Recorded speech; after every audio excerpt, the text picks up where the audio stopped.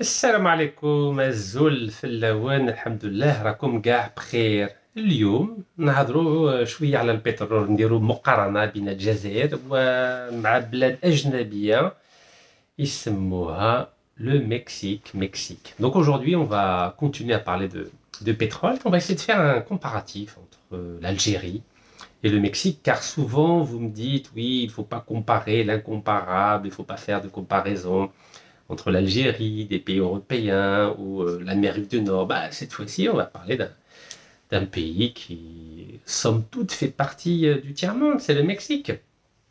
Alors, on va évidemment faire une comparaison entre les deux pays au travers de leurs deux compagnies pétrolières respectives. Mais d'abord, j'aimerais transmettre une information que peut-être certains connaissent, mais je pense que la plupart ne la connaissent pas. Le Mexique a été le premier pays au monde, évidemment parmi les pays sous-développés, à avoir nationalisé le pétrole et le gaz. Et oui, c'était une date qui fait écho dans la mémoire collective algérienne, le 18 mars 1938. 18 mars, vous savez, c'est les accords d'Évian, 18-19 mars 1962. Et oui, le 18 mars 1938, cet homme, voilà, cet homme que vous voyez, qui est de conditions extrêmement modestes, il n'a pratiquement pas été à l'école, donc il a dû s'engager dans l'armée mexicaine, et en montant les échelons un à un, il a réussi à devenir général. Et oui, vous savez, parfois pour prendre des décisions courageuses, il faut être militaire, parce que les civils, ils sont bien gentils, mais pour affronter les grands pays, notamment les États-Unis pour le cas du Mexique, si vous n'avez pas le soutien de votre armée, vous perdez votre temps. Ben oui, ça ne marche pas. Donc il est devenu général, et c'est en étant général, et en prenant le pouvoir démocratiquement, car au Mexique, vous savez, pendant longtemps, c'était un seul mandat de 6 ans. Donc en 1934, ce général-là a pris le pouvoir démocratiquement en 1934, et 4 ans plus tard, en 1938, il a décidé non seulement de nationaliser le pétrole et le gaz mexicain, mais il a carrément exproprié. Exproprié Galomaya, dégage. Les Américains et les Anglais. Il faut le faire quand même, hein. Il faut le faire. Ça vous rappelle pas un autre homme chez nous? Zaim Tana, Houari Boumediene. Voilà, Houari Boumediene en 1971, 24 février 1971. Il a nationalisé donc le pétrole et le gaz algérien. Lui, il était gentil, Houari Boumediene. Mais c'était un militaire, colonel. Donc il a juste... allez, il a juste dit à la Sonatrach, on prend juste 51%. Le général mexicain قال والو 100% ندي 100% تاع البترول وتاع الغاز تاع المكسيك. Extraordinaire quand même, hein. Donc ce général, il porte le nom de général Lázaro Cárdenas. Et oui, Lázaro Cárdenas. Et le 7 juin 1938, donc quelques mois après avoir exproprié, nationalisé les pétroles et les gaz du Mexique, il a décidé de créer une société mexicaine du pétrole, ça s'appelle la Pemex, voilà, Petróleos Mexicanos, c'était le 7 juin 1938. Ben, dites-vous bien que tout, alors vous savez que la Sonatrach, elle a créé sa société, elle a été créée le 30 décembre 1963, le Mexique c'était le 7 juin 1938. Eh oui, c'est un grand pays le Mexique, hein, on n'en parle pas beaucoup. Vous savez, non seulement c'est un pays pétrolier, qui produit 2 fois plus que l'Algérie en termes de pétrole. Vous savez, en 2003, il produisait 3,4 millions de barils. Nous, on est entre 900 000 et 1 million. Aujourd'hui, c'est 1,8 million de barils. Donc, les réserves baissent, la production baisse. Donc, vous savez, nous, si on n'y prend pas garde, il va nous arriver comme le Mexique et comme l'Indonésie dont je vous ai parlé hier. Il faut réfléchir, il faut avoir une vision à long terme. Donc voilà, notre ami général Lázaro Cárdenas a eu le courage de nationaliser le pétrole et le gaz du Mexique, donc le 18 mars 1938.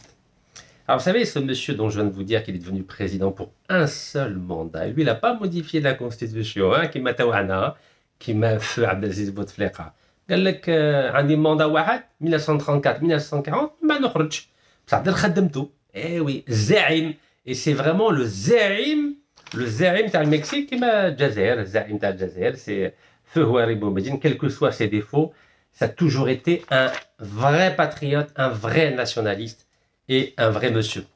Mais en plus d'avoir nationalisé le pétrole et d'avoir exproprié les compagnies étrangères, notamment anglaises et américaines, vous savez ce qu'il a fait? Il a essayé d'améliorer les conditions de vie des plus démunis, des plus pauvres, un peu comme aujourd'hui avec la mise en place par le président algérien Seydi Abdelmadjid Tebboune d'une allocation de chômage, chose qui n'avait jamais été faite avant, surtout avec cette ampleur. Mais il n'a pas fait que ça. La constitution du Mexique, elle date de 1917. Mais écoutez-moi bien, non seulement il a respecté la constitution de 1917 en ne changeant pas les mandats, un seul mandat pour le président de 6 ans, mais en plus de ça, vous savez ce qu'il a fait? Il a développé la démocratie. Eh oui, nous en Algérie. Feu Houari Boumediene, c'est vrai qu'il a nationalisé le pétrole et le gaz algérien, comme le général Lázaro Cárdenas, mais la différence entre Feu Houari Boumediene et le général Lázaro Cárdenas, c'est que Houari Boumediene n'avait pas de démocratie, mais avec le général Lázaro Cárdenas, il a développé la démocratie. Vous savez, on peut faire les deux, hein. On peut être nationaliste, on peut être patriote, on peut être général, et on peut développer la démocratie, comme ce grand général Lázaro Cárdenas. Vous avez compris pourquoi j'ai proposé l'idée que le vice-président de Sonatrach soit un général? Moi, j'aimerais avoir un général algérien qui ressemble au général Lázaro Cárdenas. Oui, 100%, 100%, pas 51%, 100% du pétrole et du gaz mexicain était contrôlé par l'État mexicain au travers de la Société nationale des hydrocarbures, Petróleos Mexicanos, la Pemex. 100%. Il est gentil, on a 51%, puis de temps en temps, on a 25% برك في حاسموينا, 35% في أضرار, ou 40% في رجال نور. Mexique. 100%. Mais كاش اللعب. De 1938 à 2011, 100%. 100%. Vous entendez? 100%. Et tous les gisements, je dis bien tous les gisements. Le Mexique, cette compagnie pétrolière, Petróleos Mexicanos, donc Pemex, elle s'occupe de tout. Recherche, exploration, exploitation, Mekash Lab. Eh oui, ça c'est des pays.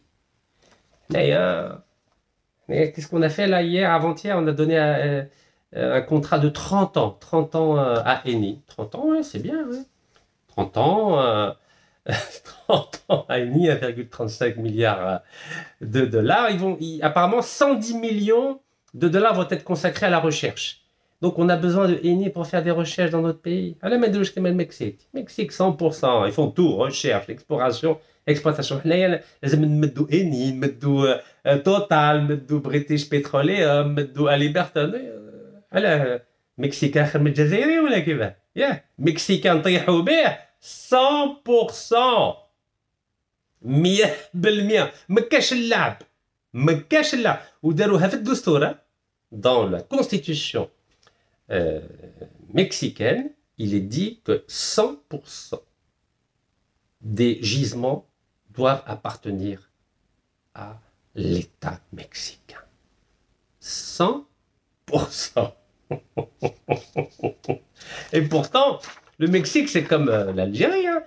Au nord, ils ont un voisin très turbulent, très puissant, qui s'appelle les États-Unis d'Amérique. Ils ont une très longue frontière terrestre avec les États-Unis d'Amérique. Comme l'Algérie a un grand voisin turbulent et dominateur qui s'appelle la France. On a 51 pour l'Algérie, 49 pour les étrangers, notamment la France. Mexique, guerre américaine, dégage. Dégage, Gallo, dégage, à notre général. Ah, les vrais généraux, les vraies armées et les vrais démocrates. Général, démocrate. Souvenez-vous de ce monsieur, vous pouvez regarder sur Google. C'est un homme extrêmement respecté au Mexique. Il est resté un seul mandat, 6 ans. Démocrate, patriote. Voilà le modèle qu'il faut suivre en Algérie et dans tous les pays africains. Voilà, c'est cet homme dont on doit tous s'inspirer. Le général Lázaro Cárdenas. Eh oui. Alors, vous savez que quand il a nationalisé le pétrole et le gaz en expropriant, vous imaginez ce que ça veut dire exproprier? Il a tout pris. Eh, Gollum, dégage! La 49, la 51. Mia bel mia. Et donc, les Américains, ils étaient fâchés, nos amis américains. Hein. Donc, Washington a décrété des sanctions contre le Mexique pour le contraindre à payer des dédommagements donc aux firmes qui ont été virées, notamment Shell pour la partie anglo-hollandaise. Eh bien, écoutez, il a résisté. Il a dit, moi, ok, il n'y a pas de problème. Je vais les dédommager. Un peu ce qu'a fait le colonel Gamal Abdel Nasser quand il a nationalisé le canal de Suez. Vous savez qu'il a dédommagé donc les compagnies françaises et anglaises qui contrôlaient le canal de Suez. Eh oui. Mais vous savez ce qu'il a fait, le général Lázaro Cárdenas? Il a fait un prêt. Ben oui. Et le nationalisme, ça coûte de l'argent. Hein. Le patriotisme, ça coûte de l'argent. El Siyada Wataniya, la souveraineté nationale, ça coûte de l'argent. Donc, il a fait un prêt pour rembourser donc, les compagnies anglaises et américaines de façon à ce que l'État mexicain contrôle 100% du pétrole et du gaz mexicain. Donc, bravo, le général Lázaro Cárdenas. Eh oui, il y a des grands hommes. Hein. Vous savez, il y a eu des grands hommes sur Terre. Alors, comme en 1938, le 18 mars 1938, donc le général Lázaro Cárdenas a nationalisé en expropriant les compagnies étrangères, donc le pétrole et le gaz mexicain, en Iran, en 1951, il y a un grand homme qui était devenu Premier ministre en 1951. Je ne sais pas si vous le connaissez, en tout cas les anciens le connaissent, qui s'appelle Mohamed Mossadegh. Mossadegh, très connu, hein, très populaire, très nationaliste, comme le général Lázaro Cárdenas. Ah oui, un vrai nationaliste. Mais le problème de Amna Mohamed Mossadegh, voilà, un grand intellectuel, hein, très grand intellectuel, hein, Mohamed Mossadegh. Hein. C'est pas n'importe qui ce monsieur. Hein. Le problème, c'est qu'à l'époque, il était considéré comme un communiste. Et je ne sais pas si vous vous rappelez de la période 1947-1953-54. Vous savez, le communisme était très mal vu aux États-Unis. Si vous étiez communiste, chaise électrique. Hein. Je ne sais pas si ça vous dit quelque chose. Le sénateur McCarthy a lancé ce qu'on appelle la chasse aux sorcières aux communistes américains. Vous savez, même Charlie Chaplin, le grand Charlie Chaplin que vous connaissez, a été persécuté. On a dit de lui qu'il était communiste. Donc, mais il y a une famille juive américaine. Mais oui, les époux Rosenberg, les pauvres, ils ont été condamnés à mort. Et oui, par la justice américaine. Ah oui, il ne fallait pas être communiste aux États-Unis dans les années 50. Hein. Donc, Mohamed Mossadegh, le nouveau Premier ministre iranien, je vous remets son image, il avait un parti, le parti Tudeh, qui était considéré comme communiste. Et les Américains, qui chafou Mohamed Mossadegh, il a nationalisé le pétrole iranien. Et à l'époque, c'était les Anglais.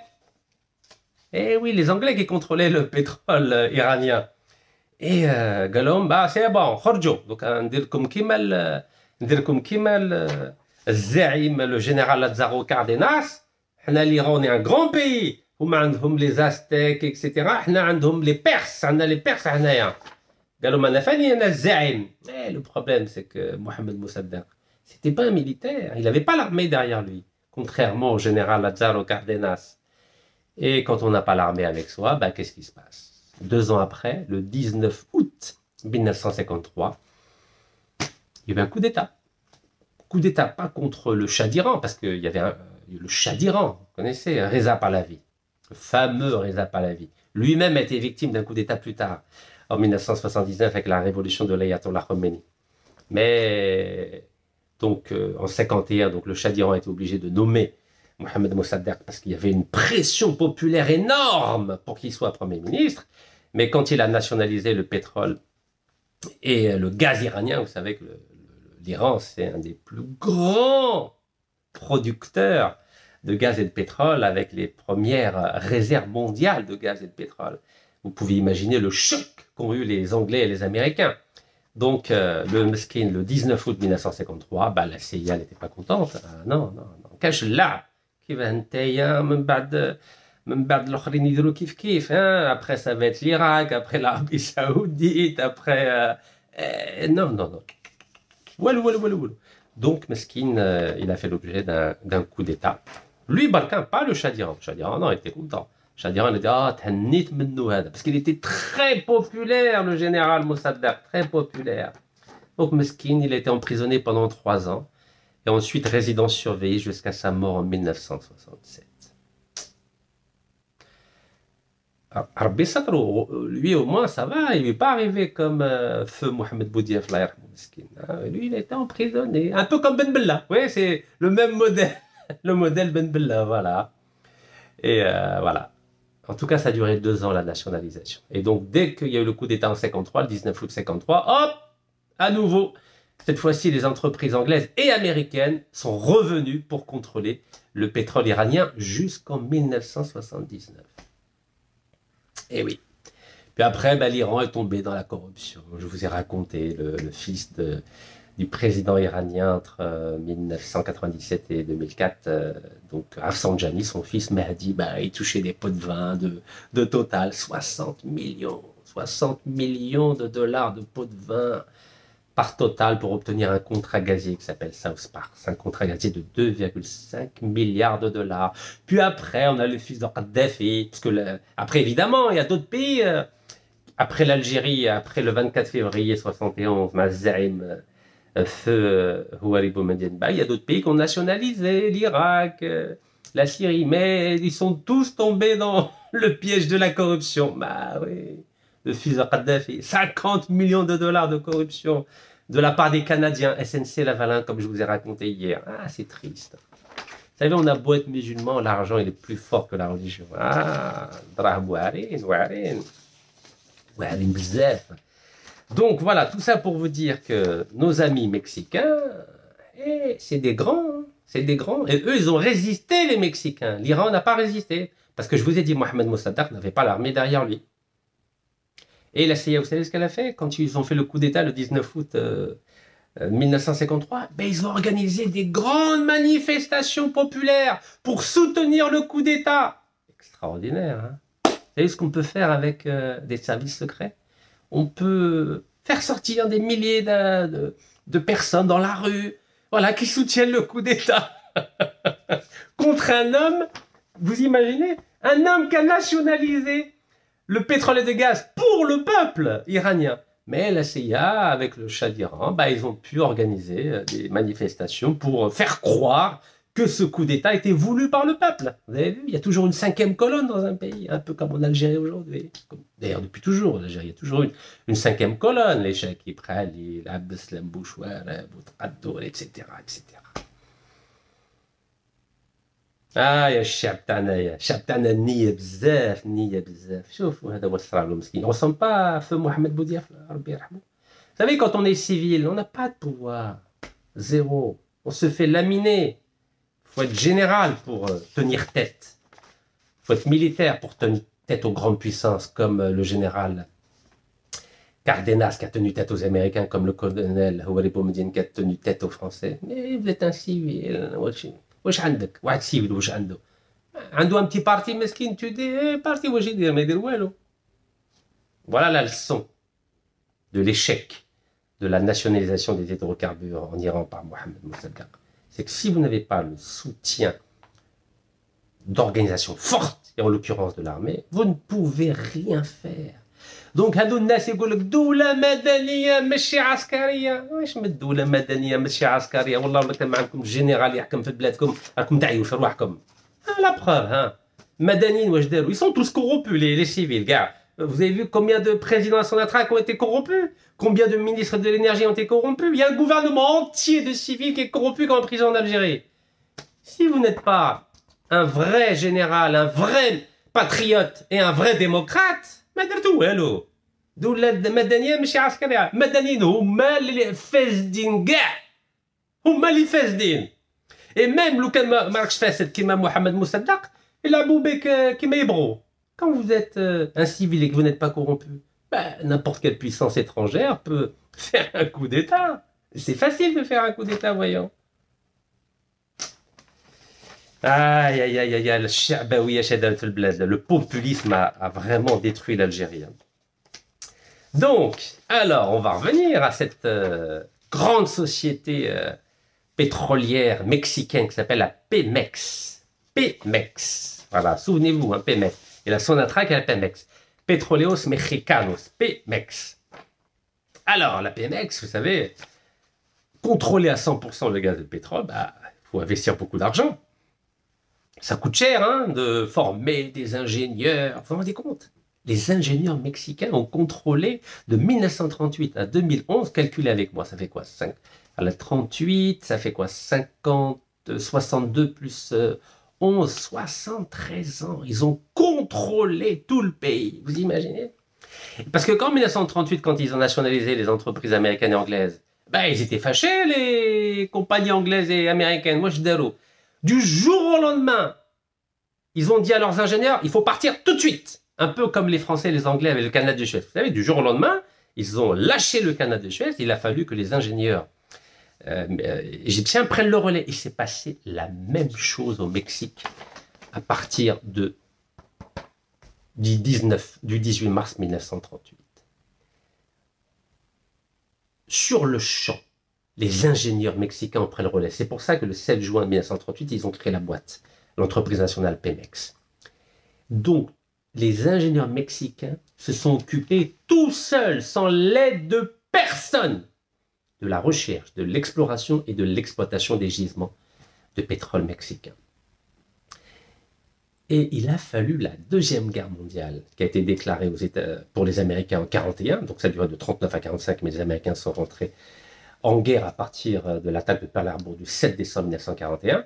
Et là, tout d'un coup, en 1942, comme les Américains avaient besoin de pétrole pour justement les avions, les bateaux, les sous-marins, ils ont dit aux Mexicains, bon, oui, il n'y a pas de problème, on va vous aider, on va vous aider. Et là, tout d'un coup, les Américains ont accepté de renvoyer des consultants, des ingénieurs, pour augmenter la production. Je dis bien pour augmenter, parce que les Mexicains savaient déjà comment assurer l'exploitation des gisements de pétrole. Donc, simplement pour pouvoir augmenter la production de pétrole, car l'armée américaine avait besoin de beaucoup de millions de barils de pétrole, là, les Américains ont décidé d'aider les Mexicains, la Pemex. Vous vous rendez compte? Donc, les Américains, vous savez, nécessité fait loi, vous connaissez cette formule. Voilà, c'est la petite histoire. Donc là, tout d'un coup, ils ont mis fin aux sanctions. Voilà, les Américains ont décidé non, plus de sanctions contre nos voisins du Sud américains, c'est-à-dire les Mexicains.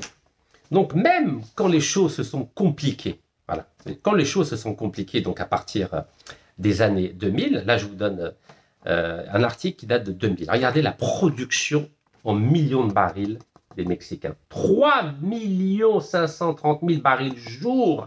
Vous imaginez 3 530 000 barils jour. Vous imaginez la production? C'est-à-dire 3 fois et demi la production pétrolière de l'Algérie. 3 fois et demi. On est en 2000, hein, donc là l'article date du 26 juin 2000. 26 juin 2000, regardez. Donc, tout seuls comme des grands les Mexicains. Tout seuls comme des grands, sans l'aide de personne, 100% des gisements étaient mexicains. Je sais qu'il y en a 25, 35, 40, 51, 100%. Eh bien, les Mexicains, tout seuls, arrivaient à produire 3 fois et demi plus de pétrole que la Sonatrach. 3 530 000 barils jour. Regardez, en millions de barils jour. C'est beau, ça, hein? Et à l'époque, donc, il y avait un débat pour savoir si, donc en 2000, si le Mexique devait ouvrir ou pas le capital, donc plutôt la gestion des gisements aux entreprises étrangères. À l'époque, en 2000, ils ont dit « niet ». Les ressources pétrolières restent aux mains de l'État. Eh ben oui. Siyada al-Wataniya, ça s'appelle ça. N'est-ce pas?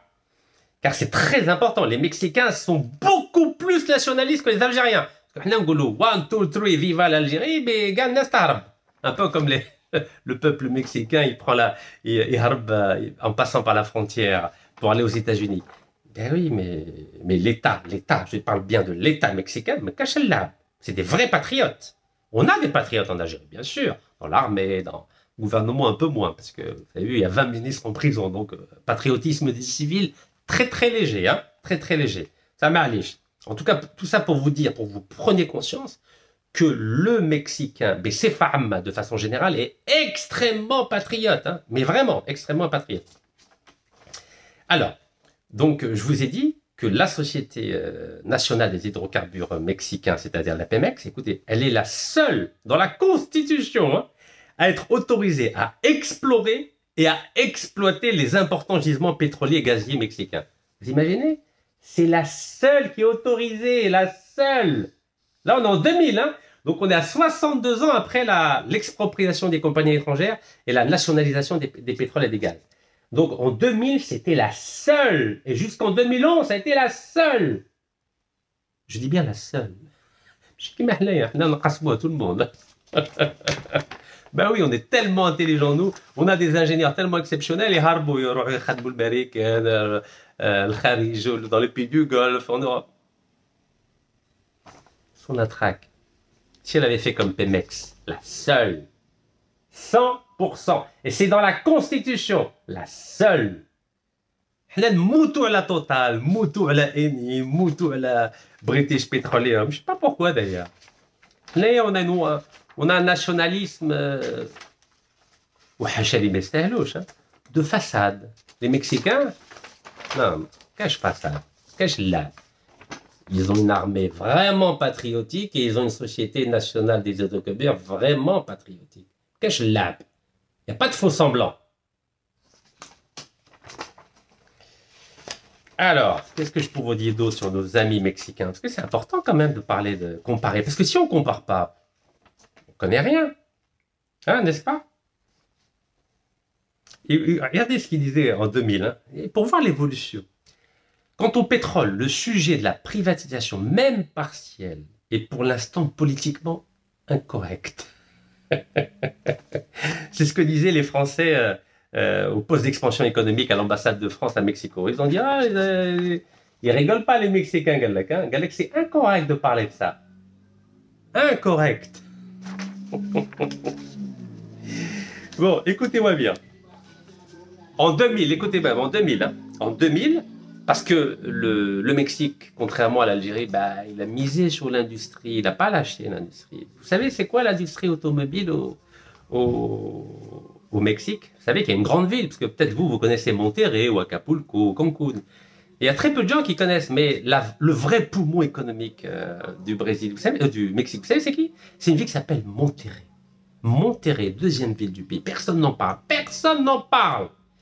Énorme capitale industrielle du Mexique. Je ferai une vidéo spécialement là-dessus. Voilà. Mais vous pouvez vous renseigner pour savoir de quoi je vais parler. Énorme industrie automobile.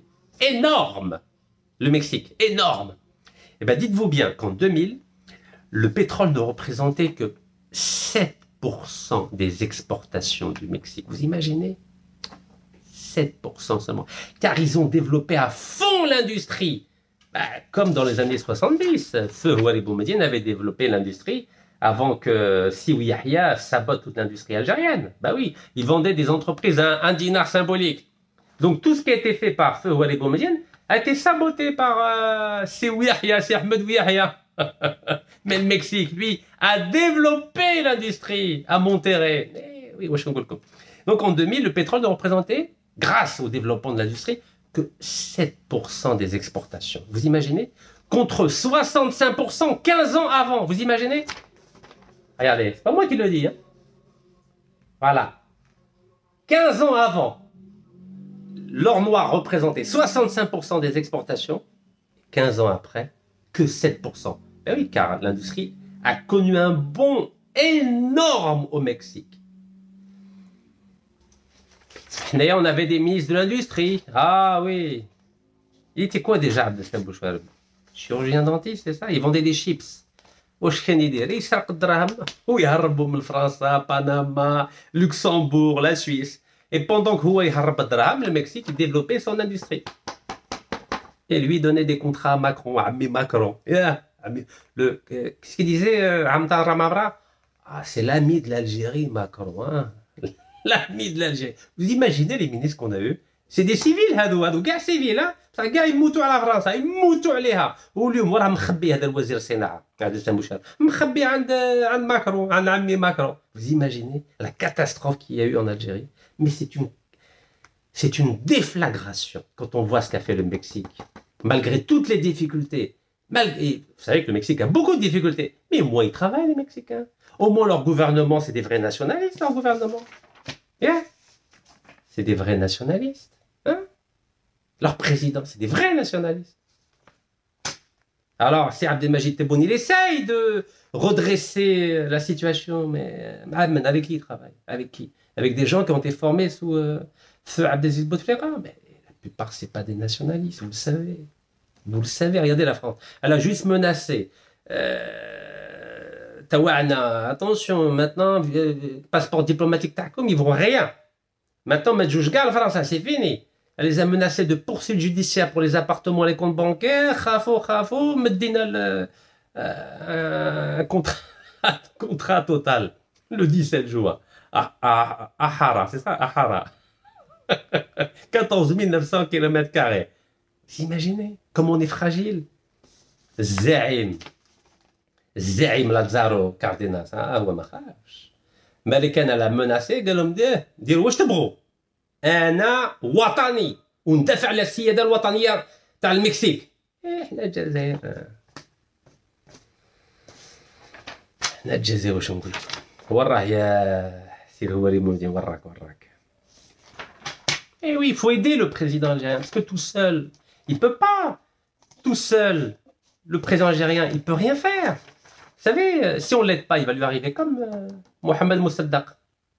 Au bout de 2 ans, il y a coup d'État. S'il y a fausse manifestation pour soutenir le coup d'État, adieu.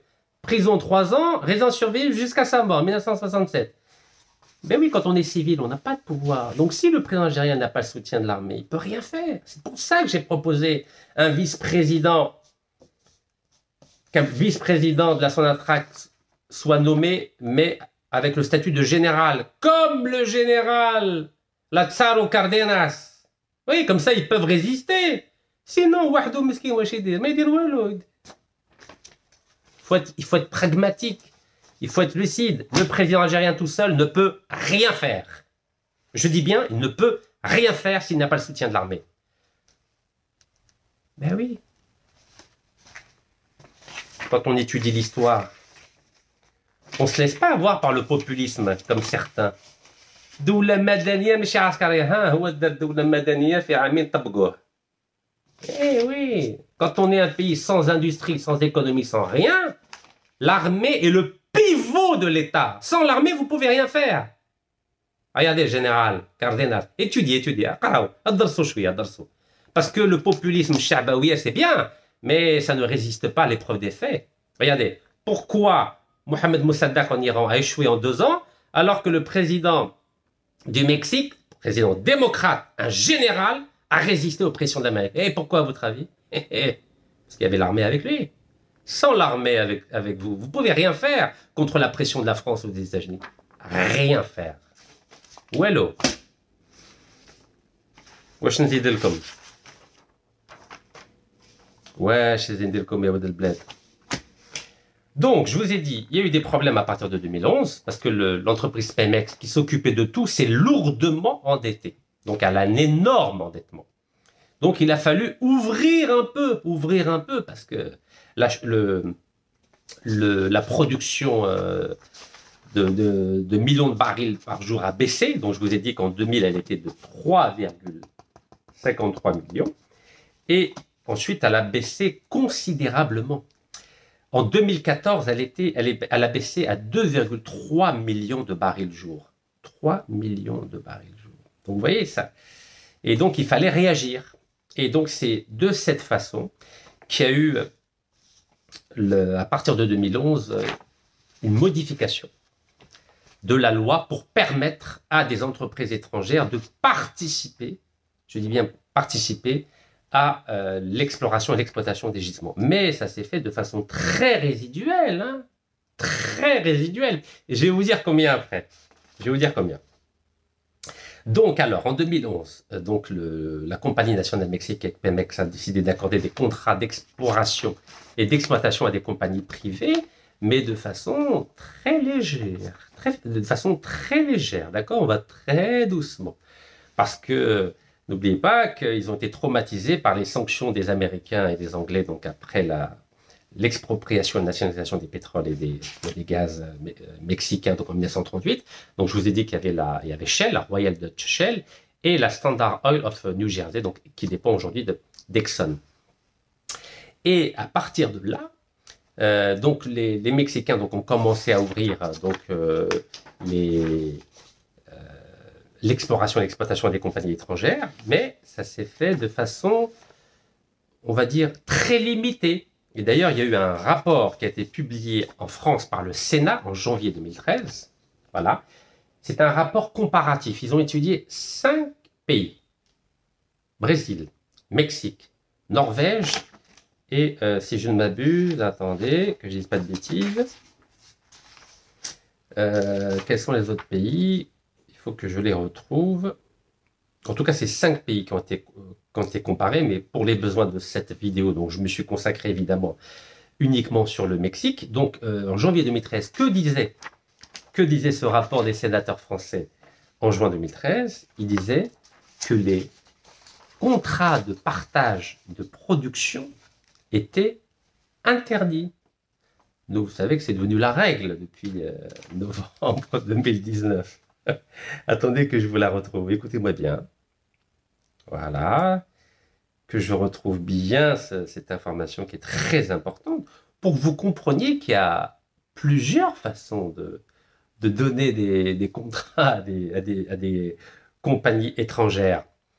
Et donc voilà, en vertu du règlement de la loi organique concernant l'article 27 de la Constitution, donc la compagnie pétrolière mexicaine Petróleos Mexicanos doit présenter au ministère de l'Énergie une demande écrite de reconnaissance et d'exploitation superficielle qui précise la zone susceptible de contenir des gisements pétroliers, les travaux géophysiques nécessaires pour évaluer et préciser le potentiel pétrolier, donc la compagnie pétrolière mexicaine fait tout, la valeur technico-économique espérée, le risque géologique estimé, risque géologique, c'est-à-dire par exemple, je ne sais pas moi, si on exploite le gaz de schiste, est-ce qu'il peut y avoir de la pollution, des choses comme ça, vous avez compris. Et ensuite, le ministère de l'Énergie publie la demande donc à l'équivalent du journal officiel, ce qui a pour effet d'ouvrir un délai de 30 jours afin que les propriétaires qui ont un intérêt juridique fassent valoir leur éventuelle opposition.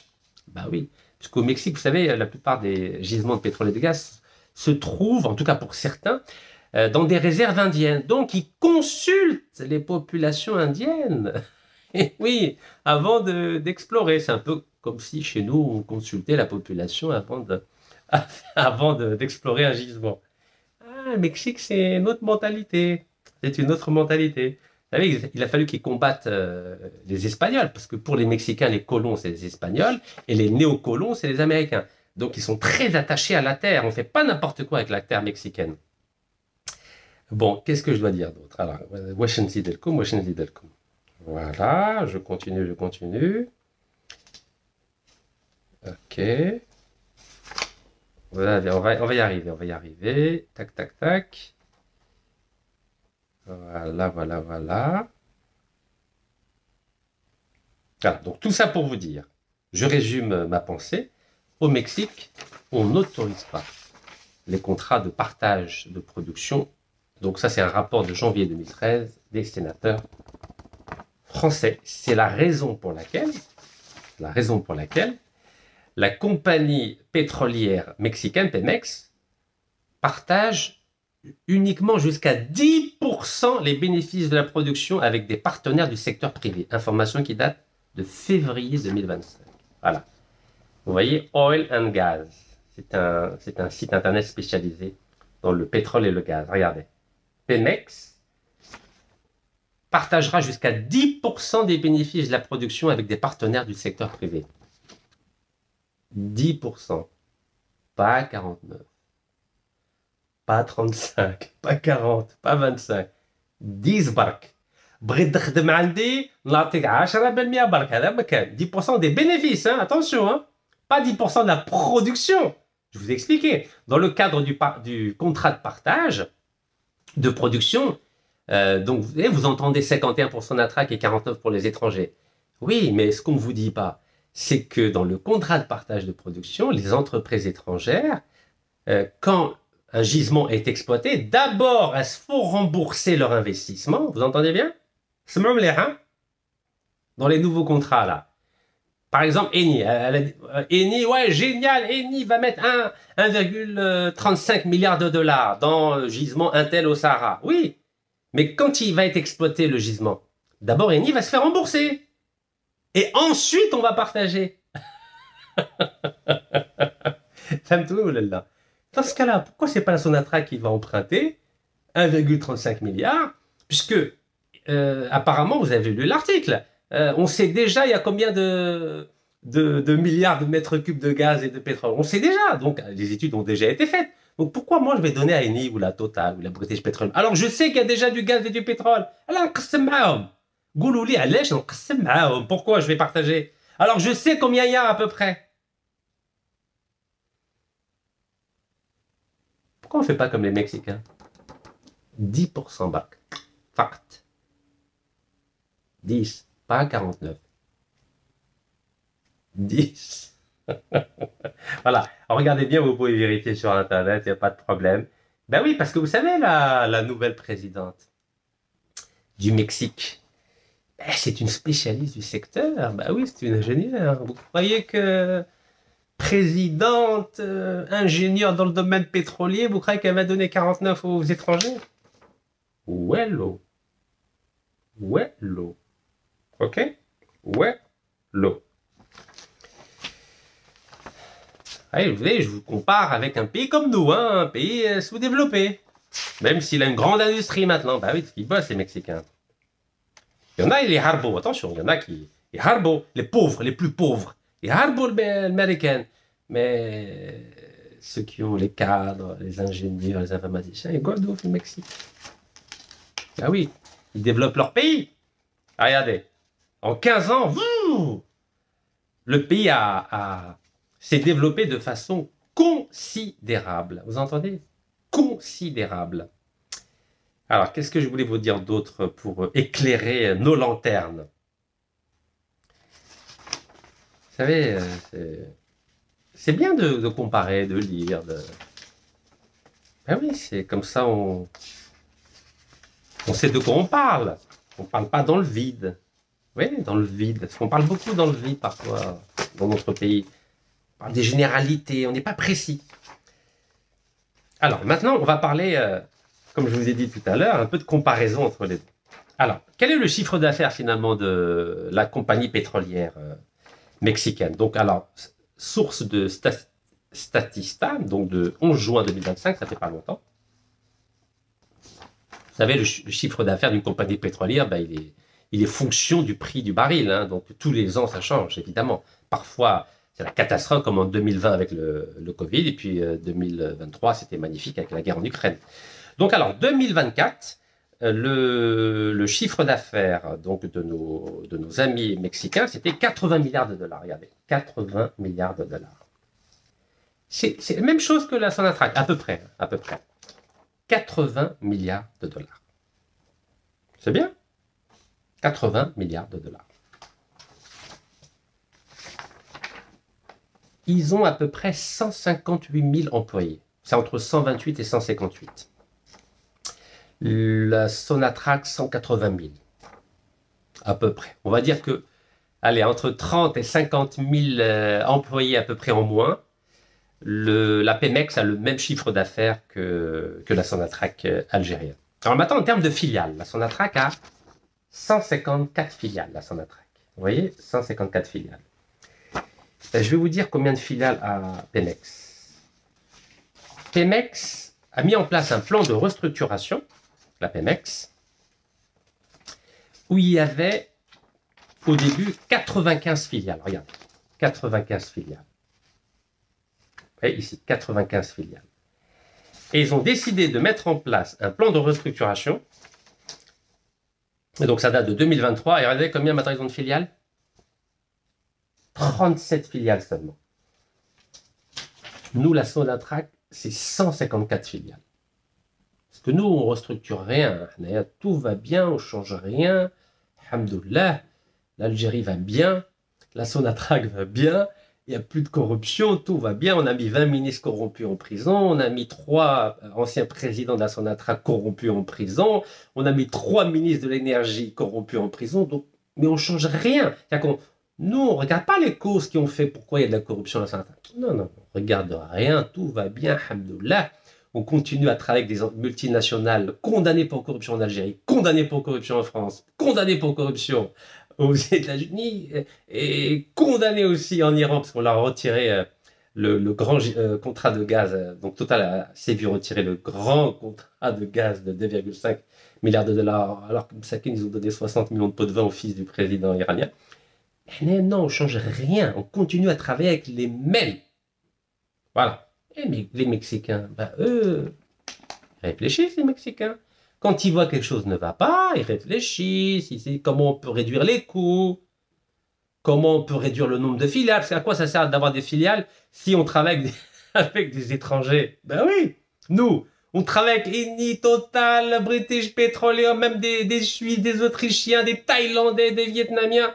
À quoi ça sert d'avoir 154 filiales? Pas besoin de filiales. Voilà, pourquoi faire? C'est pas nous qui exploitons. Si, certains, c'est nous. Gassit Oil, au début, on avait donné 80% aux Espagnols. Après, Zavna Mahom, ils n'ont pas respecté le calendrier. Après, Danashvi Hanif, on a décidé de l'exploiter nous-mêmes en travaillant avec 2 filiales algériennes. Voilà. Mais il a fallu que les Espagnols ne respectent pas le contrat. Et pourquoi on a 154 filiales? Pourquoi 154? Pemex, avec le même chiffre d'affaires, 37 balles. Allèche, il n'y a personne qui veut réfléchir. Personne ne veut restructurer la Sonatrach. Non, personne. Tout va bien. Alhamdoulilah, tout va bien. 3 présidents Sonatrach en prison, 3 ministres d'énergie en prison, mais tout va bien. On ne réfléchit pas aux causes qui ont fait que pourquoi tous ces présidents civils, ces ministres civils sont en prison. On ne réfléchit pas, on ne se dit pas peut-être qu'il y a des mécanismes au sein de la Sonatrach qui ne sont pas bons, il faut qu'on revoie les choses. Parce que quand on parle de filiale, ça veut dire quoi filiale? Ça veut dire facture. Ou plutôt surfacturation. Ben oui, donc ça génère de la corruption les filiales, vous le savez, non? Vous ne savez pas? Si, vous le savez. Ben, si je le sais, c'est que vous le savez, non? Ben oui, plus vous avez de filiales, plus vous avez de gens qui sont susceptibles de faire des facturations sur facturation. Bon, vous avez compris, j'espère. Ah oui, nous, c'est 973 000 barils jour et le Mexique, c'est 1,8 million. 1,8 million. Comment ça se fait qu'on a à peu près le même nombre d'employés pour 2 fois moins de production de pétrole? Comment ça se fait? 2 fois moins et à peu près le même nombre d'employés, à 50 000 près. Ben, ça veut dire qu'on a un problème. C'est-à-dire qu'on a trop de gens qui sont employés à Sonatrach qui ne servent à rien. Alors, en 2020, nous avons un Algérien, un spécialiste, Mounir Serrail, qui a publié donc un article, je crois que c'est Algérie patriotique, qui s'appelle... Alors lui il a fait une comparaison que moi je ne peux plus faire. Il a comparé la Sonatrach avec une petite société américaine qui s'appelle Halliburton. Vous savez c'est qui Halliburton? L'ancien vice-président américain Dick Cheney, donc vice-président de Bush, est président d'Halliburton. Donc il a comparé, bon moi j'ai juste voulu comparer 2 entreprises pétrolières de 2 pays sous-développés. Lui il a comparé avec Halliburton. Donc il a dit Sonatrach versus donc, Halliburton, 3 fois plus d'effectifs, c'est-à-dire 3 fois plus d'employés et 6 fois moins de profit. Donc en clair il dit quoi? Il dit que Sonatrach a 3 fois plus d'employés, mais la Sonatrach gagne 6 fois moins que Halliburton. Bon. Alors, bah, écoutez, oui, c'est un indice de comparaison, pourquoi pas. Alors, qu'est-ce qu'il dit? Qu'est-ce qu'il dit? Qu'est-ce qu'il dit? Qu'est-ce qu'il dit? Alors, il ne parle pas que de Sonatrach, il parle aussi de Sonalgaz. Ah oui, Sonalgaz. 91 000 travailleurs. Waouh, waouh. Sonatrach, c'est 180 000. Hein. Et il dit, il compare donc aussi Sonalgaz avec EDF. EDF, 70 000 seulement. Avec un chiffre d'affaires, bien sûr, plus élevé pour les Français. Donc, en gros, il dit, on a un problème d'effectifs, de sureffectifs. Sonatrach, Sonalgaz et Air Algérie. Ah, ben, Air Algérie, vous savez, hein, on emploie tellement de monde alors qu'on a peu d'avions et peu de touristes. Bon, Galec. Sonatrach emploie plus de 180 000 personnes, alors que les sociétés pétrolières, 5 fois plus grandes, fonctionnent avec des effectifs bien moins importants. Et il cite Halliburton. Halliburton au chiffre d'affaires de 240 milliards de dollars en 2019. N'a que 55 000 personnes. Vous imaginez? Nous, c'est 80 milliards, 180 000 personnes, et Halliburton, 55 000 personnes. 240 milliards, c'est-à-dire 3 fois plus.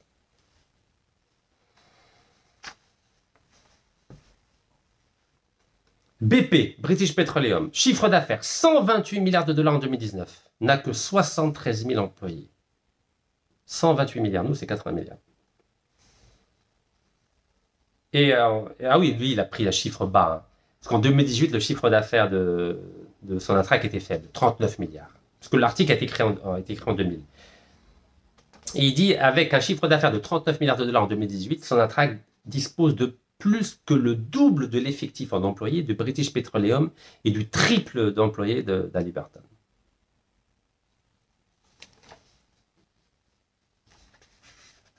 Pourtant, on donne 49% aux multinationales étrangères, alors qu'on a 180 000 personnes. Mais normalement, on n'a pas besoin de donner des contrats à Total ou la Eni ou la British Petroleum. À quoi ils servent à donner 180 000 alors? Chidiro. Ils sont pas capables de faire des recherches, d'explorer des gisements de gaz et de pétrole, d'exploiter du gisement des pétrole. Pourquoi on donne 49% alors qu'on a 180 000? Halliburton, il n'a que 55 000. Et ils ont 3 fois plus de chiffre d'affaires que nous. En prenant comme indice de référence 2024. Hein. Mais 6 fois plus de chiffre d'affaires si on tient compte de l'indice de référence de 2018, date à laquelle l'article a été écrit, parce que c'est 2020 par rapport au chiffre de 2018. Et oui, à quoi ils servent les 180 000? Ah, je comprends pas, mais qui va j'embauche 180 000 personnes, on met 49% aux étrangers, ou la 80% à Hassimouina, 65% à Adrar, 60% à Argel. Allez, pourquoi je fais ça, moi? Et à côté de ça, on nous dit qu'au cours des 5 dernières années, le groupe a perdu 10 000 cadres. Voilà, 10 000 cadres. Les chiffres varient. Hein. En gros, il y a 4 000 cadres qui sont partis et 6 000 à la retraite. Donc ça fait 10 000. Ah, pardon. 8 000 sont partis. Et 2 000 à la retraite. C'est 2 000 par an. 2 000 par an heureux. Donc voilà, 10 000 cadres sont partis, Galek, dans les 5 dernières années. Regardez, 10 000 cadres. Et donc, si les cadres ils partent, je crois la garde, je crois. Le planton, je crois la garde. Est-ce que vous avez compris? On a un vrai problème. Mais personne ne va en... Si, il y en a. Alhamdoulilah, il y a quand même des économistes, des docteurs, des spécialistes en pétrole qui en parlent. Mais franchement, il y a combien d'ingénieurs à la Sonatrach? 2000 par an. Donc, les 180 000, c'est quoi? C'est des secrétaires, des plantons, des chauffeurs, des conducteurs d'engins, c'est quoi? C'est qui? Mais les vrais ingénieurs, les vrais techniciens, les vrais spécialistes, des recherches, d'exploration, d'exploitation.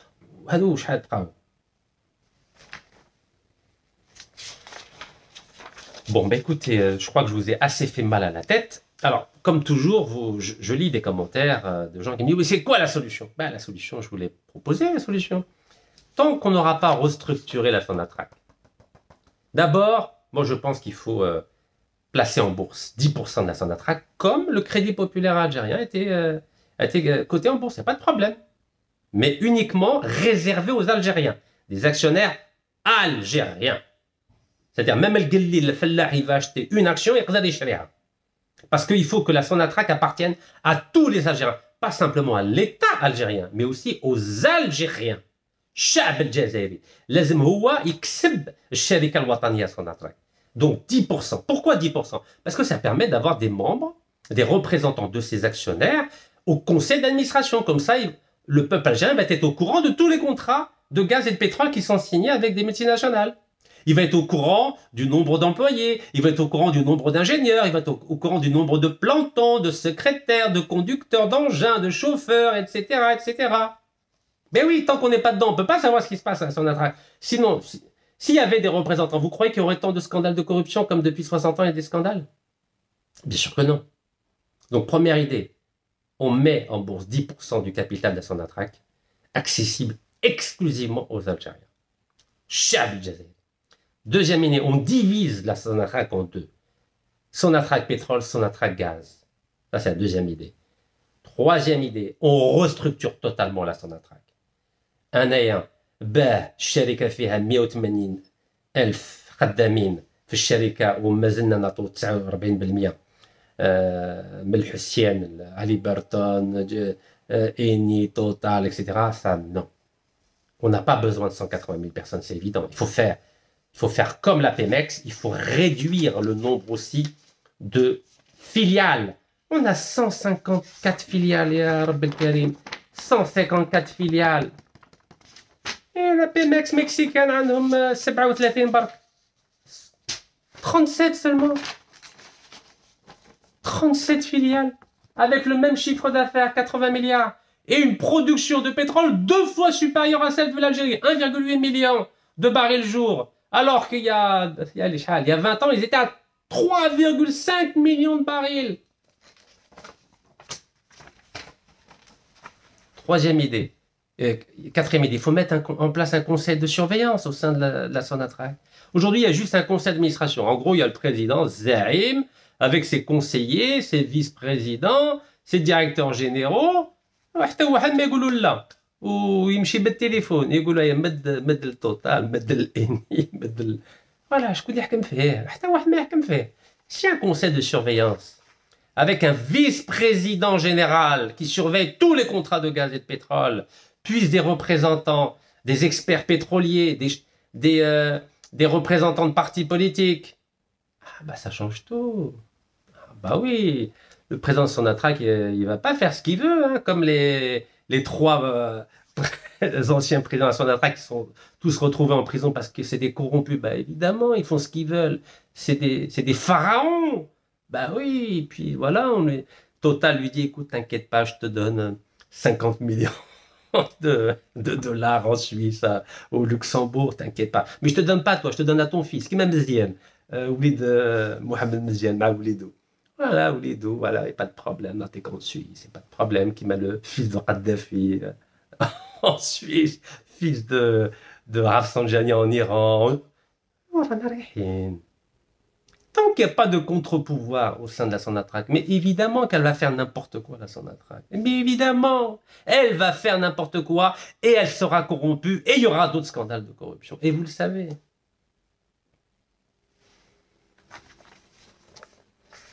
Voilà, je crois que j'ai fini pour aujourd'hui. Vous savez, j'ai toujours le sourire, hein, 4 ans de prison, résidence surveillée, mais alhamdoulilah, j'ai toujours le sourire. Vous savez, c'est toujours un plaisir de défendre l'Algérie. Mais comme je vois que le président Meskin, il est tout seul et qu'il n'y arrive pas, bah, je vois bien qu'il n'y arrive pas. Regardez, j'ai fait 250 vidéos avec des propositions, hop, aucun retour. Vous savez pourquoi? Parce qu'il y a un bunker au sein de l'État algérien. C'est comme ça que je suis perçu. Hein. C'est l'homme qui vous raconte toutes les entrailles du système algérien. Mais je ne fais pas ça pour dénigrer l'Algérie. Je veux aider l'Algérie en tant que citoyen algérien, comme les 46 millions d'Algériens veulent aider l'Algérie, sauf bien sûr la 5e colonne. Alors j'ai lu les commentaires. Ah, ils continuent à me dire, oui, mais tu dis n'importe quoi, tu dis n'importe quoi. Je dis, il n'y a pas de problème. Ben, prouvez-moi le contraire.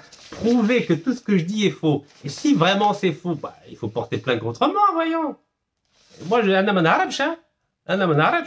si je dis des choses qui sont fausses, prouvez le contraire. Prouvez que la Sonatrach n'est pas corrompue. Prouver que les multinationales étrangères ne sont pas corrompues ou n'ont pas été condamnées pour corruption. Prouver qu'on a besoin de 180 000 personnes de la Sonatrach alors qu'on donne 49% à des firmes étrangères. Et comment ça se fait que les Mexicains, 100%, ils ont accepté à titre dérogatoire de donner uniquement 10% des bénéfices à des compagnies étrangères, alors que cette compagnie nationale et nationaliste produit le double du pétrole algérien. Comment ils font, eux, pour réussir et nous, on n'y arrive pas? Comment ça se fait? Ben, ça veut dire qu'il y a un problème, non? Donc oui, je comprends qu'il y en a, il y a des mouches électroniques, et des amis de la 5e colonne qui font des petits commentaires. Mais il n'y a pas de problème, vous savez, moi, chef à fille, moi je supprime rien. Vous pouvez dire ce que vous voulez. Mais ceux qui voient les vidéos, bah, ils voient bien que je raconte pas de conneries. Tout est sourcé. Tout ce que je dis, c'est avec des sources vérifiables par tout le monde. Je vous ai encore dit, je suis malade, je me soigne, alhamdoulilah, donc j'ai du temps. En attendant que les Français me rendent tous mes appartements, ça va durer 5, 10, 15 ans. Vous savez, Tapi, il a mis 15 ans pour récupérer ses 400 millions d'euros. Moi, j'ai le temps. J'ai le temps. Donc, en attendant, je me cultive. Je me cultive et je partage avec mes frères et mes sœurs algériens ce que j'apprends. Voilà, je mélange des sujets, hein, parfois historiques, parfois politiques, parfois diplomatiques, parfois économiques, parfois financiers. Vous avez remarqué qu'il n'y a aucun retour de l'État algérien. Aucun retour. Je leur ai proposé de mettre en place par rapport à la crise avec la France, parce qu'on est en crise avec la France, mais on leur donne un contrat total. Allez chercher la logique. Je leur ai proposé depuis novembre dernier de mettre en place un front médiatique, Mederouche, un front politique, Mederouche, un front diplomatique, Mederouche. Pourtant, on a des diplomates en prison en Algérie en ce moment, hein, diplomates et agents consulaires. Un front intellectuel, Mederouche. Un front juridique, Mederouche. On continue à faire appel à des avocats stagiaires pour défendre les intérêts d'Algérie. Donc quand je vois ça, je vois bien qu'il y a un problème. Vous le voyez vous aussi qu'il y a un problème. Nous avons un problème au niveau de la gouvernance algérienne. Et je vois bien que le président, malgré toute sa bonne volonté, je vois bien qu'il est isolé. Il est isolé. Parce que le président, quand j'étais bloqué en Algérie et que je lui avais demandé un passeport d'urgence pour me soigner à l'étranger, en 24 heures, il a donné des instructions. En 24 heures, pour que j'ai un passeport d'urgence, pour que qu'on refasse mon passeport, mon permis, attestation de résidence, et il a fait lever l'interdiction de sortie du territoire national. Tout ça en 24 heures. Donc je sais bien qu'il a une bonne volonté, le président. Mais quand il y a des enjeux hyper importants avec ces milliards de dollars du pétrole et du gaz, il a des contraintes. Il ne décide pas tout seul. Donc c'est pour ça qu'il faut l'aider. Il faut soutenir l'action anticorruption du président de la République. Sinon, il va se faire complètement bunkériser. Et moi, je ne veux pas que notre président soit bunkérisé. C'est pour ça que je continue à lui apporter mon soutien, mais en même temps, je suis obligé d'alerter l'opinion publique sur certains dysfonctionnements, notamment au niveau de l'appareil d'État et de la Sonatrach. Bien sûr que ça va pas, ça tourne pas rond aujourd'hui, la Sonatrach. Comment on peut être en crise totale avec la France et à côté de ça, on donne un contrat total? Mais ça tourne pas rond. Une entreprise condamnée pour corruption en Algérie, condamnée 2 fois pour corruption en France, condamnée pour corruption aux États-Unis, et on lui donne un contrat alors qu'on a 20 ministres corrompus en prison en Algérie? Ah bah non, ah bah non. Ou bien on lutte contre la corruption à tous les niveaux, aussi bien en interne qu'en externe, ou bien on dit qu'on ne lutte pas contre la corruption. Dans ce cas-là, il n'y a pas de problème. On peut donner des contrats Total à Eni, condamnés multiples fois pour corruption, mais dans ce cas-là, il faut libérer tous les détenus algériens qui sont condamnés pour corruption. Bah oui, halal alayhum wa haram alayna. Ah, il faut être logique, moi je suis cohérent. Ou bien on lutte vraiment contre la corruption et on sort de la liste grise dans laquelle nous a mis l'Union européenne. Vous savez qu'on est sur la liste grise. Limite liste noire. Liste noire, il y a la Corée, la Birmanie et l'Iran. Nous, on a liste grise. Bah, si on continue à donner des contrats à Total et à Eni, qui sont des entreprises corrompues, condamnées pour corruption, bah, on va rejoindre la Birmanie, la Corée du Nord et l'Iran dans la liste noire de la corruption. Bah oui, attendez, c'est logique, non? Ça veut dire quoi, ça? On donne des contrats à des entreprises corrompues. Ça veut dire qu'on est en train de financer la corruption. Oui, on est en train de financer la corruption de ces multinationales. Donc on les encourage à nouveau à pratiquer de la corruption.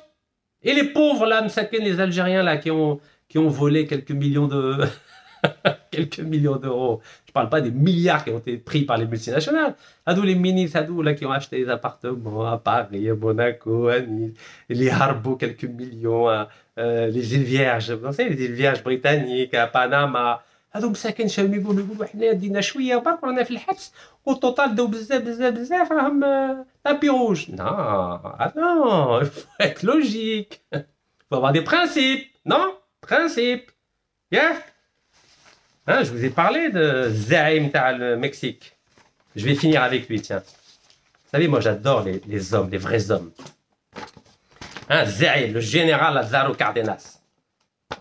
On n'a pas l'équivalent en Algérie d'un général qui peut être vice-président de la Sonatra, qui peut faire comme lui? À la fois patriote et démocrate, et qui aime les pauvres. Ça n'existe pas en Algérie? On n'est pas capable d'avoir un général en Algérie pour être vice-président de la Sonatrach? Pas comme le condamné, là, le délinquant général français, là, général Denis Favier, qui est vice-président de Total. Ah, ils n'ont pas de problème avec Doula Madani et M. Askari, les Français. Ils n'ont aucun problème. Hein. On n'est pas capable d'avoir un vrai général en Algérie qui défende vraiment les intérêts de l'Algérie, qui soit un vrai patriote, qui soit compétent et qui aime la démocratie. On ne peut pas l'avoir comme le général Cárdenas, Lázaro Cárdenas. On ne peut pas avoir l'équivalent en Algérie. Il y a combien de généraux en Algérie? 900. Je ne sais plus, 900, 600, 900. ما على باليش. ما كاش واحد كيما هذا اللي يقدر يدافع على الجزائر ويقول توتال ديجاج، يقول اني ديجاج. انا لا نخدم مع شركه فاسده.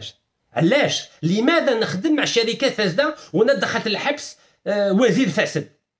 Il faut être logique يا الجزائر. العلم راه يشوف quelle est la crédibilité de l'Algérie quand on travaille avec des multinationales condamnées pour corruption, même dans notre pays. Total a été condamné pour corruption, surfacturation dans notre pays et on continue à les donner des contrats. Mais quelle est notre crédibilité?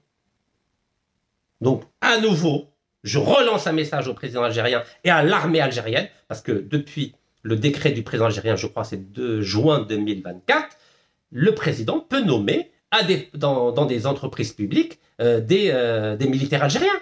Donc, il peut le faire. Donc, je souhaite que notre président nomme un général patriote, compétent et démocrate pour surveiller tous les contrats de gaz et de pétrole en sa qualité de vice-président de la Sonatrach. Car s'il n'y a pas un général vice-président qui surveille les contrats de gaz et de pétrole, nous allons continuer à entretenir la corruption internationale.